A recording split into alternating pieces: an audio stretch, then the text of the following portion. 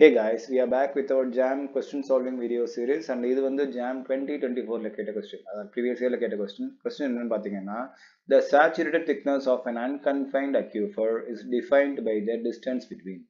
So ஒரு unconfined aquiferோட starting and எண்டிங்கை முடிவு பண்ணுற விஷயம் என்ன மாதிரி கொஸ்டின் கேட்டிருக்காங்க. So first define what is an unconfined aquifer. ஓகேவா?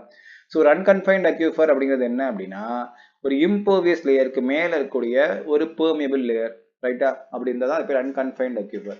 அண்ட் ஆல்ரெடி படிச்சிருப்போம் கன்ஃபைன்ட் அக்யூஃபருக்கு. கன்ஃபைன்ட் அக்யூஃபர் அப்படின்னு என்ன அர்த்தம்னா, நடுவில் ஒரு பெர்மியபிள் லேயர், அதுக்கு மேலேயும் கீழேயும் இம்பர்மியபிள் லேயர் இருக்கும் இருந்துச்சு அப்படின்னா அதுக்கு பேர் confined aquifer which is covered top and bottom.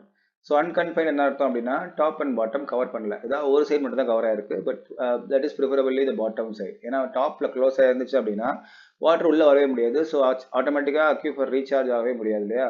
So கீழே ஒரு கன்ஃபைனிங் லேயர் அல்லது கீழே ஒரு இம்பர்மியபிள் லேயர் இருக்கணும். That should be the bottom of this unconfined aquifer. So இங்கே போட்டிருக்கோம் பெட்ராக்னு. ஸோ இந்த பெட்ராகோட இம்பர்வியஸ் லேயர். ஸோ இதுக்கு கீழே வாட்டரால் மூவ் பண்ண முடியாது. இங்கே இருக்கிற அன்கன்ஃபைன்ட் அக்யூஃபரோட பாட்டம் எண்ட் அப்படிங்கிறது கீழே இருக்கிற பெட்ராக் அல்லது இந்த கன்ஃபைனிங் லேயர்.